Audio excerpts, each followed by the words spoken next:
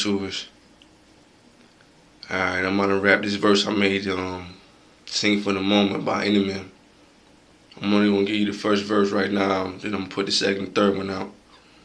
But anyway, I said, seem like everybody's concerned, no telling me their opinion, and really I never asked how you felt about how I'm living. People be tripping, playing innocent, but they not at all. When you call them a hypocrite, then they want to drop their jaw. Like, knock it off, talk from my heart, so I'm not a fraud. You don't like what I say, then I'm guessing your whole life is false. Cause everybody say they real and they true, but you be lying through your teeth if you say you speak the truth. Don't even got a clue about what true is. This is more than music. It's a wake-up call to all of the foolish. People say rap is just words.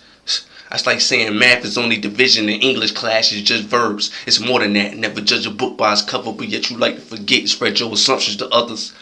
What goes around comes around. So put dirt on my name and I'm gonna get a shovel with Dick Trayvon from right out the ground. Alright, man. Comment, like it, whatever. Whatever you do, man, just do it. But alright, peace.